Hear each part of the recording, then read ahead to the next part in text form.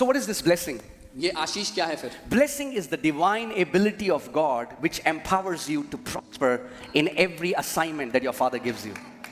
आशीष परमेश्वर की वो क्षमता है जो आपको सशक्त करती है, प्रबल करती है कि जीवन के हर एक बात में आप सफल हों.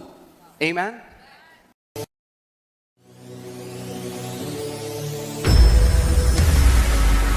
Don't limit blessing by just a car or a house or a material things.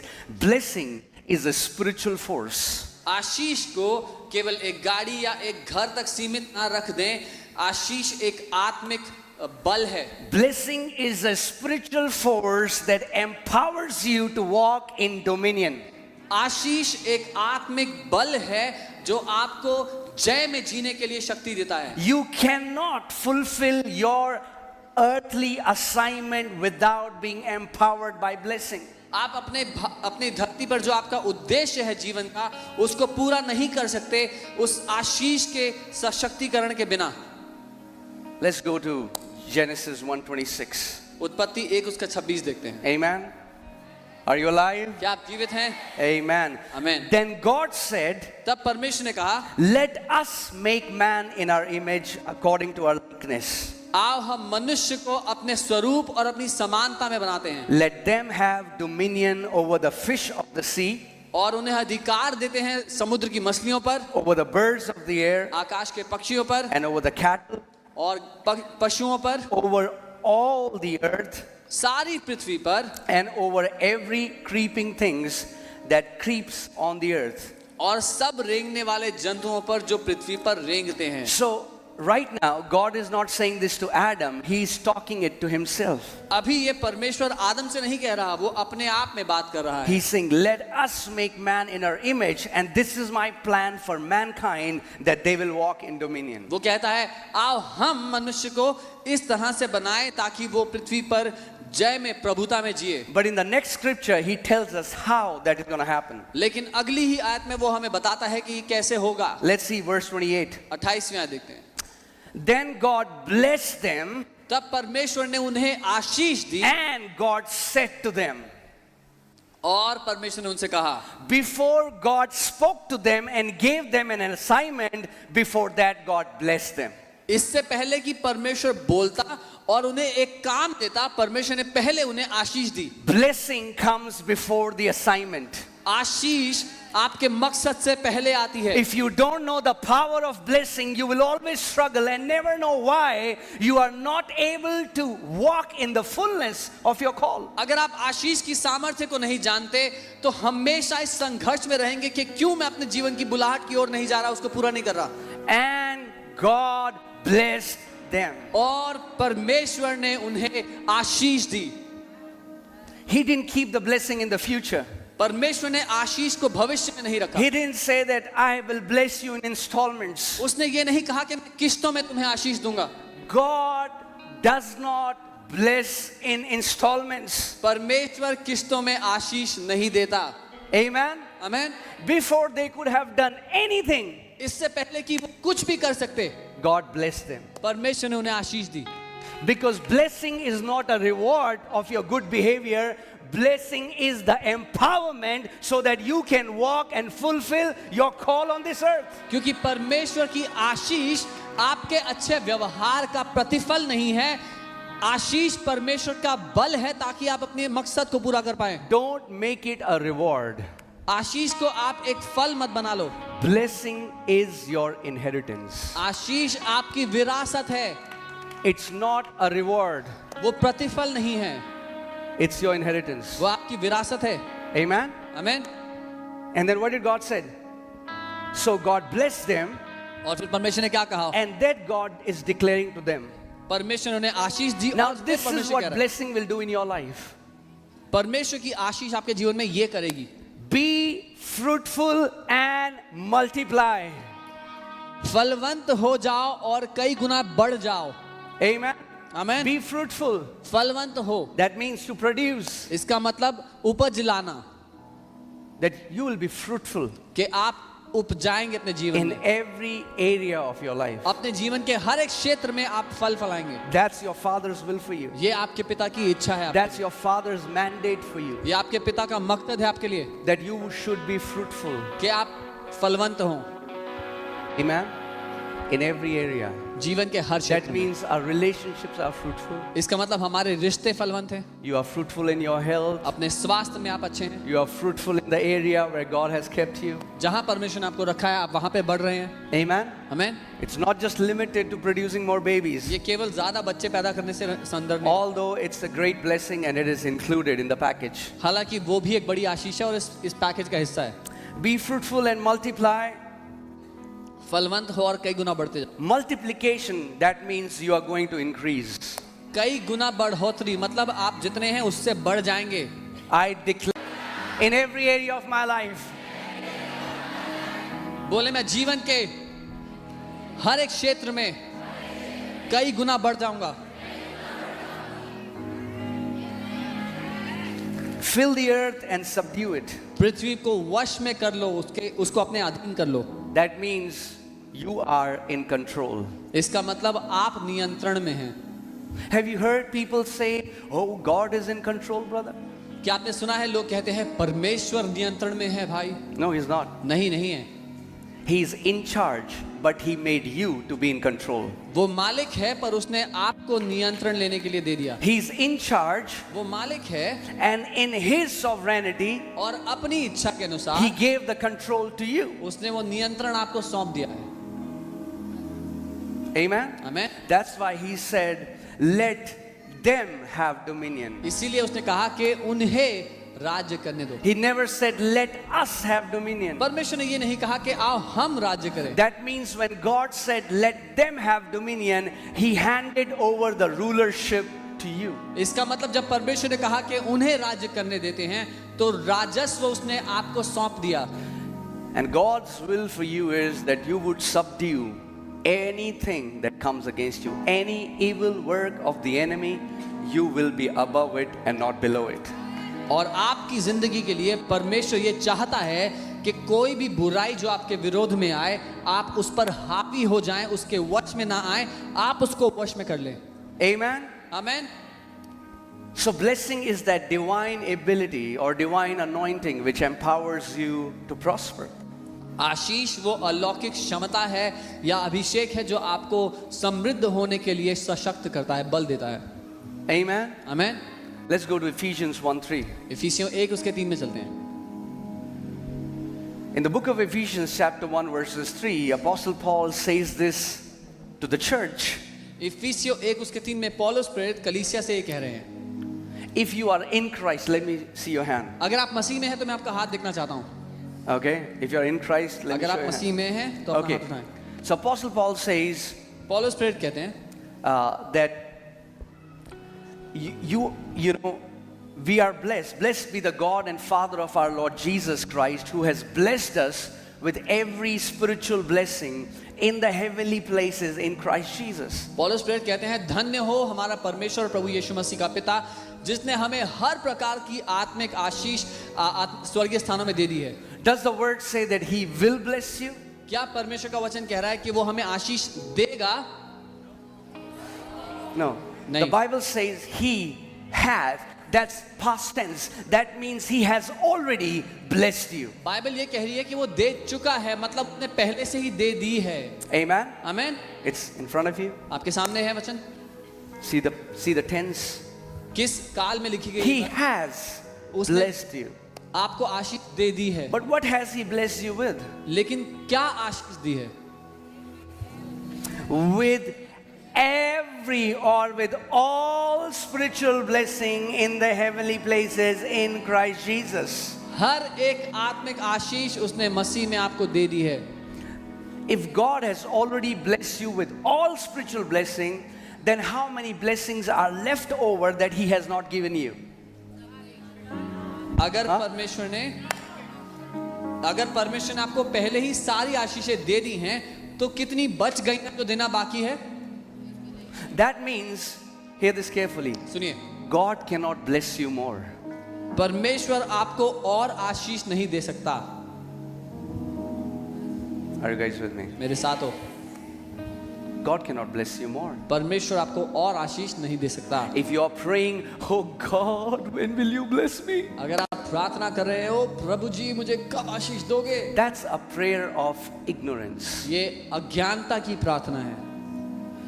The Bible says, my people perish because of the lack of my revelation knowledge. Bible कहती है मेरे लोग इसलिए नाश होते हैं क्योंकि उनको प्रकाशन का ज्ञान नहीं है। A man of God, T.L. Osborne, used to say that God cannot answer two kind of prayers. परमेश्वर के एक जन टी.एल. ऑसबॉर्न कहते थे परमेश्वर दो तरह की प्रार्थनाओं का उत्तर नहीं दे He सकता। cannot answer a prayer in which you tell God to do something that He has asked you to do. पहली वो जिस प्रार्थना में आप परमेश्वर को वो करने के लिए कहते हैं जो उसने आपको करने के लिए कहा है। God will not preach the gospel. He has asked us to preach the gospel. परमेश्वर सुसमाचार का प्रचार नहीं करेगा, उसने हमें कहा है कि हम सुसमाचार का प्रचार करें। Even angels won't preach the gospel. स्वर्गदूत भी नहीं करेंगे। It's our job. हमारी जिम्मेदारी। Amen. It's a commission that has been given to us. ये वो बुलाहट है जो हमें दी गई है।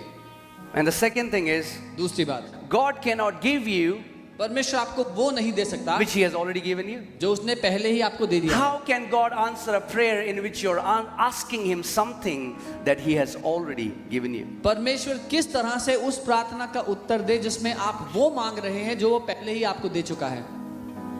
So to pray that God would bless you more is a prayer of unbelief. तो ये प्रार्थना करना कि प्रभु आपको और आशीष दे, ये अविश्वास की प्रार्थना है। Because you are not agreeing to what the word says about you. क्योंकि वचन जो आपके बारे में कहता है आप उससे सहमत नहीं हैं। The word is saying that you are already blessed with every spiritual blessing in the heavenly places in Christ Jesus. वचन ये कहता है कि आप पहले से ही हर प्रकार की आत्मिक आशीष मसीह यीशु में पा चुके हैं स्वर्गीय स्थानों में। Now, so many people say, but Pastor, you see, it does not say physical blessing. It's only spiritual blessing. पर बहुत से लोग फिर ये कहते हैं कि पास्टर देखिए यहाँ पर शारीरिक आशीषें नहीं लिखी हैं, केवल आत्मिक आशीषें ही लिखी हैं। They don't understand one thing, क्योंकि वो एक बात नहीं समझते that the blessing isn't physical. कि आशीष शारीरिक नहीं है, Blessing is spiritual. आशीष आत्मिक है। When God blessed Adam जब परमेश्वर ने आदम को and आशीष दी Eve, और हवा को आशीष दी, what physical thing He gave them? क्या शारीरिक दिया उनको साथ में? Nothing. कुछ नहीं। What Apostle Paul is saying is, पौलुस प्रेरित ये कह रहे हैं spiritual realm is the parent realm. आत्मिक दुनिया जो है वो जन्म देने वाली दुनिया है। And what God has done is, God has blessed you with the source realm, and the spiritual blessing, what they do is they empower you so that you will walk here on this earth in dominion and victory. परमेश्वर ये कह रहा है कि उसने आपको उस जन्म देने वाली दुनिया में वो आशीष दे दी है जहां से आप इस दिखाई देने वाली दुनिया को बदल सकते हैं। When God called Abraham, He said, I will bless you and make you a blessing for nations. What did God give him? A job? A flat? A car? A stock market company? जब परमेश्वर ने Abraham से कहा था कि मैं तुझे आशीष दूंगा और देशों के लिए आशीष का कारण बनाऊंगा, तो परमेश्वर ने अब्राहम को क्या दिया था? एक घर दिया था, बंगला दिया था, गाड़ी दी थी, स्टॉक मार्केट कंपनी दी थी, क्या दिया था? God gave him spiritual blessing. परमेश्वर ने अब्राहम को आत्मिक आशीष दी। That spiritual blessing empowered him that he became very rich financially. और उस आत्मिक आशीष ने उसको ये क्षमता दी कि वो शारीरिक रूप से बहुत धनी बन गया। The day you start to walk under the blessing, जिस दिन आप आशीष के नीचे चलना शुरू हो गए, you will never know what lack means. आपको पता ही नहीं रहेगा कि कमी घटी होती क्या है।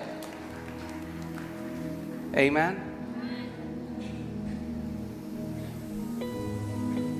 Now, even though we all agreed that we are blessed with every spiritual blessing in the heavenly places, हालांकि हम सब इस बात में सहमत हैं कि हर प्रकार की आत्मिक आशीष हमें मिल चुकी है, just because it is written does not mean you're walking in the blessing. सिर्फ इसलिए क्योंकि ऐसा लिखा है इसका ये अर्थ नहीं होगा कि हम उसमें जिएंगे।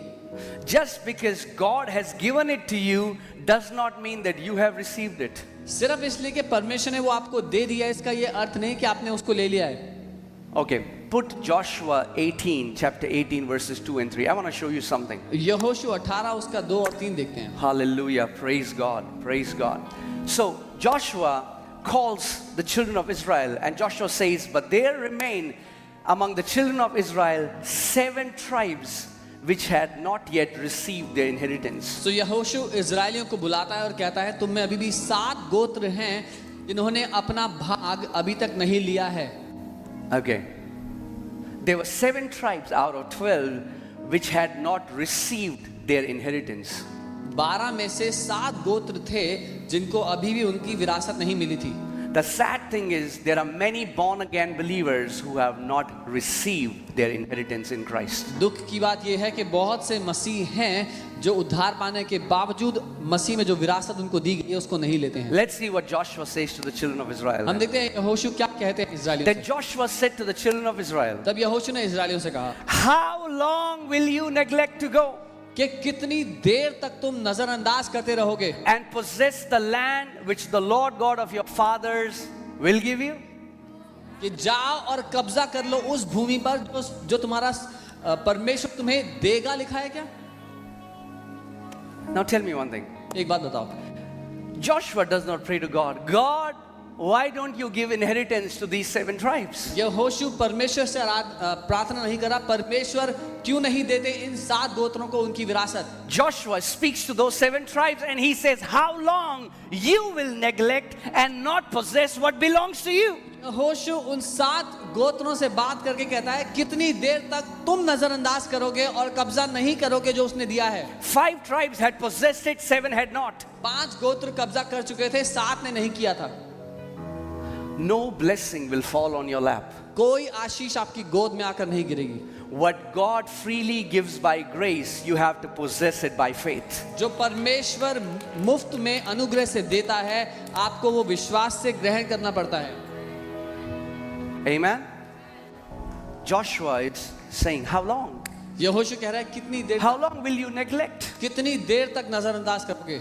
There are many born again believers that are ignorant of what belongs to them in Christ Jesus. बहुत से नया जन्म पाए हुए विश्वासी हैं जो अनजान हैं उन आशीषों के लिए जो परमेश्वर उनको दे रही है.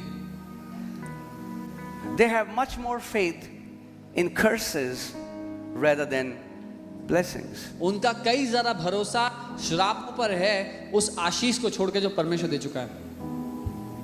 The Bible says a curse can go down to 3rd or 4th generation, but blessing goes down till 1,000 generations. Bible कहती है एक श्राप तीसरी या चौथी पीढ़ी तक जाता है लेकिन एक आशीष हजारों पीढ़ियों तक जाती है. Amen. Amen. But there is good news for us. लेकिन हमारे लिए बहुत अच्छी खबर है. Galatians 3:13 says that Christ became curse for us because it is written, he is cursed who is hanged on a tree. गलातियों 3 उसका 13 वचन कहता है मसीह हमारे लिए श्रापित बन गया क्योंकि लिखा है जो कोई काठ पर चढ़ाया जाए पेड़ पर चढ़ाया जाए वो श्रापित है. Okay, look at me, church. You know what is the biggest problem of Christians?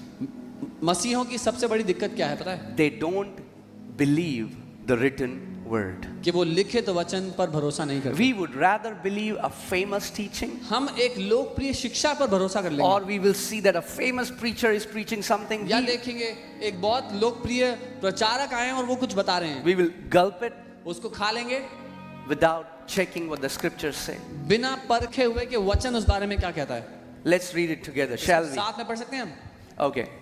Christ will redeem us one day from the curse of the law. मसीह एक दिन हमें छुटकारा देगा व्यवस्था के श्राप से. Okay, Christ will redeem us when we fast and pray for 40 days. ठीक है. मसीह हमें छुटकारा तब देगा जब हम 40 दिन का उपवास प्रार्थना करें. Okay, Christ will redeem us when we will go to a deliverance ministry and they will cast out all our demons and break all our curses, and then Christ will redeem us. चलो ठीक है. मसीह हमें तब छुटकारा देगा जब हम किसी डिलीवरेंस मिनिस्ट्री में जाएंगे वो सारे हमारी दुष्टात्मा निकालेंगे सारे श्राप The तोड़ेंगे. word declares Christ has redeemed us. वचन ये घोषणा करता है कि मसीह ने हमें छुटकारा दे दिया है. We already are redeemed from the curse of the law. हम पहले ही व्यवस्था के श्राप से छुटकारा पा चुके हैं. Amen. Amen. If you are redeemed, why would you want to go back to that pit and say, Pastor, I am cursed? और अगर आप छुटकारा पा ही चुके हैं तो मैं पूछता हूं क्यों वापस उस गड्ढे में जाकर कहते हो पास्टर मुझ पर श्राप है? It just broke my heart. One time a Sardar family got saved. और मेरा दिल टूट गया इस बात से। एक बार एक सरदार फैमिली ने प्रभु को जाना। And she called me. They used to live in Noida. वो नोएडा में रहते थे, उन्होंने मुझे कॉल किया। They said, Pastor, can you come home? उन्होंने कहा पास्टर आप घर आ सकते हैं। And that time we were only 20-30 people, so और हम केवल 20-30 लोग थे उस समय, going home was possible. तो घर जाना संभव था। And I went there मैं वहाँ गया and she said, would you उन्होंने कहा- break our curses? उन्होंने कहा आप हमारे श्राप तोड़ देंगे प्लीज, We are cursed. हम पे श्राप है। I said, who told you you are मैंने cursed? कहा आपको किसने कहा आप पे श्राप है?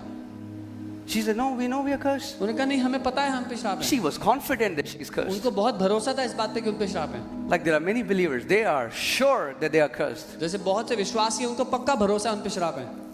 You know why? पता है क्यों? Because we don't believe the written word. क्योंकि हम लिखित वचन को नहीं मानते। You know, Jesus loved prostitutes, tax collectors, sinners. यीशु ने प्रेम किया पापियों से, चुंगी लेने वालों से, वैश्याओं से। He only got upset with two kind of people. वो सिर्फ दो तरह के लोगों से नाराज हुआ। One, religious Pharisees, पहला धार्मिक फरीसी लोगों से, and second, unbelieving ones. दूसरा विश्वास ना करने वालों से। I pray today God will give you understanding and open your eyes to this truth that you already are blessed Amen. with every spiritual blessing in the heavenly places in Christ Jesus. मैं प्रार्थना करता हूँ कि परमेश्वर आपकी समझ को आज खोल दे ताकि आप भरोसा कर पाए। 3:13, just put, गलातियों 3:13। Christ has redeemed us. Okay, from us put me. Let's personalize it. यहाँ पर हमें की जगह मुझे कर लीजिए। Ready? All right. Christ has redeemed me from the curse of the law. How has he redeemed you? मसीह ने मुझे व्यवस्था के श्राप से छुड़ा लिया है। कैसे छुड़ाया है? Because he became a curse. क्योंकि वो खुद श्रापित बन गया। All right. Having become a curse for me, मेरे लिए वो खुद श्राप बन गया, for it is written. क्योंकि ऐसा लिखा है। Isn't that amazing? क्या ये अद्भुत नहीं है The Apostle Paul focuses so much on what is written. कि पौलुस प्रेरित जो लिखा है उस पर बहुत ध्यान देते हैं। For it is written, ऐसा लिखा है, cursed is everyone हर कोई श्रापित है who hangs on a tree. जो काठ पर चढ़ाया जाता है। Because Jesus became cursed for me, I am already redeemed from every curse. क्योंकि यीशु मेरे कारण श्रापित बन गया, मैं पहले ही श्राप से आजाद हो चुका हूँ। Amen? Amen. Why did he redeem us from the curse? क्यों उसने हमें छुड़ाया श्राप से? Next scripture. अगली आयत। Hallelujah. Thank you, Lord Jesus. That the blessing of Abraham, ताकि अब्राहम जन्म पाते हैं और उससे जुड़ी हुई बहुत सारी आशीषें जो आपके जीवन में काम करने लगती हैं। amen? Blessing overrides the curse. वो आशीष श्रापों पर हावी पड़ के उनको Now, नाश करती what है। happens is believers who are very convinced that they are cursed, they are always, whenever anything wrong happens, rather than उस पर वचन के साथ अधिकार लेने की जगह वो कहते हैं पता है मेरे साथ क्यों हो रहा है, क्योंकि मैं श्रापित हूँ। oh, my life is messed up because my great grandfather, he did some things that were not right. ओ मेरी जिंदगी की एक खराब हालत इसलिए है क्योंकि मेरे परदादा जी ने कुछ गलत किया था। Well, the day I got born of God, my genealogy changed. जिस दिन मैंने परमेश्वर से जन्म लिया मेरी वंशावली बदल गई। God became my father. परमेश्वर मेरा पिता बन गया। My citizenship changed. मेरी नागरिकता बदल गई। Amen? Do you know that you are heavenly people? क्या आप जानते हैं आप स्वर्गीय लोग हैं? Jesus said, who is born from the earth is earthly, but he who is born from the heaven is heavenly. यीशु ने कहा जो पृथ्वी से जन्मा वो शारीरिक है पर जो स्वर्ग से जन्मा वो आत्मिक है। No curse can work on heavenly people. कोई श्राप स्वर्गीय लोगों पर काम नहीं करेगा। Amen? The only way believers are allowing the enemy to destroy their life is by the curses they are putting on themselves by their words. एकमात्र तरीका है जिससे विश्वासी शैतान को अवसर देते हैं कि उनके जीवन को वो नाश कर सके, वो है अपने ही खुद के जीवन के ऊपर श्राप बोल बोल कर. Because faith is what? Believing the word and speaking it. क्योंकि विश्वास क्या है? वचन को मानना और उसको बोलना. Amen? Say, I am blessed. बोले मैं आशीषित हूँ. Okay, here people are not very convinced. Can we try it again? Say, I am blessed. बोले मैं आशीषित हूँ. Say, I am blessed. मैं आशीषित हूँ. I am blessed. मैं आशीषित हूँ. I am empowered to prosper. मैं समृद्ध होने के लिए बल पा चुका हूँ. Hallelujah. Praise God. Let's go to Genesis chapter 26. We'll see verses 12 to 14. उत्पत्ति 26 उसके 12 से 14 तक हम देखेंगे.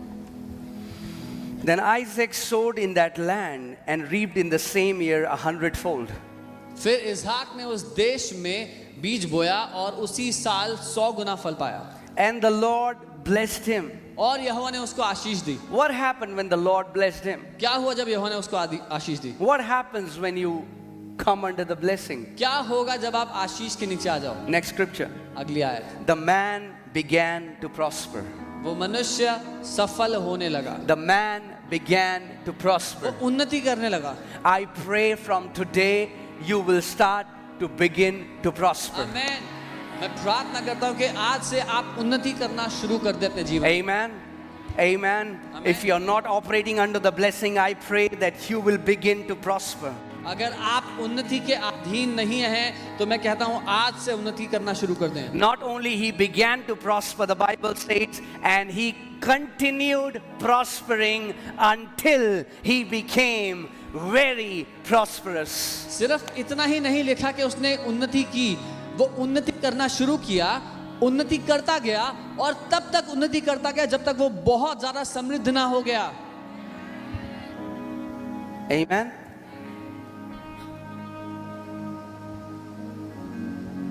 That is your inheritance. यही आपकी विरासत है. Say, I shall be greatly prosperous. And I shall be a blessing to nations. बोले मैं महान रूप से समृद्ध होऊंगा और देशों के लिए आशीष बनूंगा.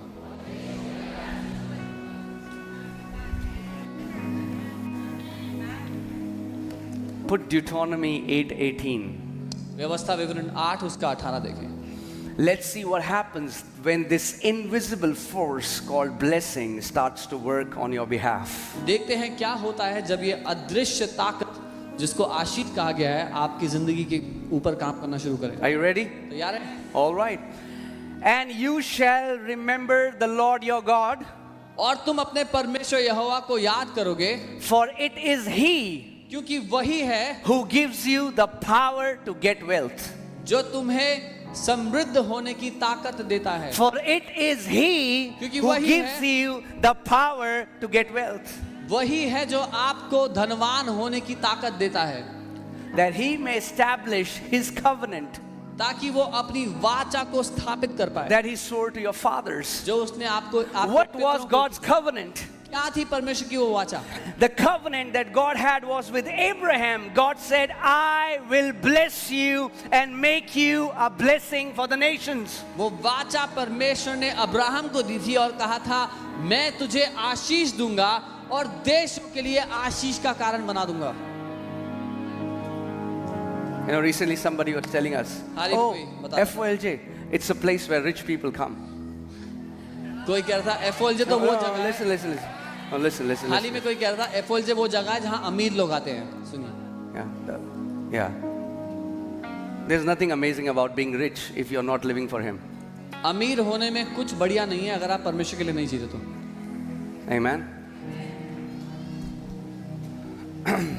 The Bible says, command those who are rich not to trust in their uncertain riches. Bible कहती है जो धनवान है उनको आदेश दो कि अपनी अस्थायी धन पर भरोसा ना करें. Okay, but what I'm saying is, what they were saying is, oh, that's why they were able to build this, because rich people come. I said, rich don't give. और वो लोग कह रहे थे कि एफओएलजे में तो धनवान लोग आते हैं इसीलिए वो इतनी बड़ी जगह बना पाए. मैंने उनसे कहा धनवान लोग नहीं देते पैसा. I said they became rich after they learned the teaching of faith. मैंने कहा जो लोग यहाँ आए जब उन्होंने विश्वास की शिक्षा को पाया तब वो धनवान हुए. There are so many people. बहुत से लोग हैं. We can give you testimony after testimony. हम आपको गवाहियों पर गवाहियां दे सकते हैं. When we went to Narayana जब हम नारायण गए and we were building the church, और कलीसिया को बना रहे थे, they sowed 2,000, 5,000. कुछ लोग थे जिन्होंने 2,000 दिया, 5,000 दिया. The same people this time gave 10 lakh, 15 lakh. वही लोग हैं जिन्होंने इस बार 10 लाख और 15 लाख दिया. Why? क्यों? Because the Lord gave them power to get wealth. क्योंकि परमेश्वर ने उनको शक्ति दी कि वो धनवान हो पाए. Amen? Amen. The wealth that He gives us is not just for us, but it is for His kingdom. जो समृद्धि वो हमें देता है वो हमारे खुद के लिए नहीं उसके राज्य के लिए है. Amen? Amen. For you remember the Lord your God who gives you the power. Just hear this carefully. He does not give you wealth. He gives you the power to get wealth. क्योंकि तो अपने परमेश्वर यहोवा को याद रखना जो तुम्हें बल देता है धनवान होने के लिए. वो आपको धनवान नहीं बनाता, वो आपको बल दे देता है जिससे आप धनवान हो जाते हैं. Because wealth is earthly. क्योंकि धन दुनियावी है. There are no notes in heaven. स्वर्ग में नोट नहीं है. But He gives you the blessing that is the invisible force that empowers you to get wealth. पर वो आपको आशीष देता है जो ताकत है उस अदृश्य दुनिया की, ताकि आप अपने जीवन में समृद्ध हो, धनवान हो. Amen? Amen. He has given you the power. उसने आपको वो शक्ति दी है. But for so many believers, God wants to deliver them from their mindset first. पर बहुत से विश्वासियों के लिए परमेश्वर पहले उनकी मानसिकता से उनको छुटकारा देना चाहता है. Amen? So in the time where there was famine, अकाल के समय में Isaac was prospering. इसहाक समृद्ध हो रहा था. I told you the times of COVID as well. When there is a crisis in the world, it's time for people of God to flourish. मैंने आपसे कोविड के समय में भी कहा था जब दुनिया में समस्या का समय होता है तो परमेश्वर के लोगों के लिए सफलता का समय होता है. Amen? Amen. Now everywhere they are screaming recession, recession, recession. Rejoice because the time of great wealth transfer is here. अब जब हर कोई ये चिल्ला रहा है कि आर्थिक तंगी आने वाली है, आर्थिक तंगी आने वाली है, तो आनंदित हो जाएं क्योंकि महान समृद्धि आपके जीवन में आने वाली है. Amen? Amen. When there is recession in the world, it's time for God's people to shine. जब दुनिया में आर्थिक तंगी आती है तो परमेश्वर के लोगों के लिए चमक उठने का समय आ जाता है. I was telling you, a time is coming where the difference would be so clear, those who are in Christ and those who are not. और मैं बता रहा था कि एक समय ऐसा आएगा कि ये अंतर इतना साफ, इतना स्पष्ट हो जाएगा, वो जो मसीह में है और वो जो मसीह में नहीं है. The church of Lord Jesus Christ shall be like Goshen. मसीह यीशु की कलीसिया गोशेन की तरह होगी. There can be weeping and gnashing of teeth outside in the world, but there will be rejoicing and celebration in God's people. जब दुनिया में रोना और दांत पीसना होगा, परमेश्वर के लोगों के बीच में आनंद मनाना और उत्सव मनाना होगा. Amen? Because what can afflict others is not allowed to afflict you in Jesus' name. क्योंकि वो जो दूसरों को सता सकता है उसको अनुमति नहीं है कि वो आपको सता सके. Amen? Because you're not ordinary people. क्योंकि आप साधारण लोग नहीं हैं. He has given you power and dominion. उसने आपको ताकत दी है, राज्य दिया है. He gave you His authority. उसने आपको अपना अधिकार दे दिया है. Amen? But you cannot walk in authority with a closed mouth. लेकिन एक बंद मुंह के साथ आप अधिकार में नहीं चलेंगे. You cannot walk in authority and dominion with a closed mouth. अधिकार में और राज्य में एक बंद मुंह के साथ आप नहीं चल सकते. If you can take care of these two things, अगर इन दो चीजों को आप ध्यान रखें, you are sorted for life. तो जिंदगी भर आपके लिए सही हो जाएगा सब कुछ। What you believe in your heart पहला अपने दिल में आप क्या मानते and हो, what you confess with your और mouth. दूसरा अपने मुंह से आप क्या बोलते हो। Everything falls into place because of what you are constantly believing and you're constantly speaking. आपकी जिंदगी का हर एक क्षेत्र अपने सही स्थान में आ जाएगा लगातार जब आप देखेंगे कि आप क्या मानते हैं और क्या बोलते हैं। Can you put Romans 10:10? रोमी 10 उसका 10। Hallelujah. Are you alive? जीवित हैं? Yeah. Are we learning something? कुछ सीख रहे हैं? Okay. Praise God. Hallelujah. For with the heart one believes क्योंकि हृदय के द्वारा एक व्यक्ति विश्वास करता है भरोसा unto righteousness, धार्मिकता के प्रति, and with the mouth confession is made unto salvation. और मुंह से अंगीकार किया जाता है उद्धार के लिए। The only way to activate the blessing in your life is first believing. एकमात्र तरीका कि आपके जीवन में वो आशीष काम करने लगे, कार्यशील हो, पहला विश्वास करके। If you do not believe that God has already blessed you, even though you are blessed, you will never be able to walk under that blessing. अगर आप ये नहीं मानेंगे कि परमेश्वर आपको आशीष दे चुका है, हालांकि आप आशीषित हो चुके हैं, फिर भी उस आशीष में नहीं जिएंगे। Amen. You know my story, how we were in debts, and only I went to Ephesians 1:3 and started saying it in my room thousands of times, 4 hours every day.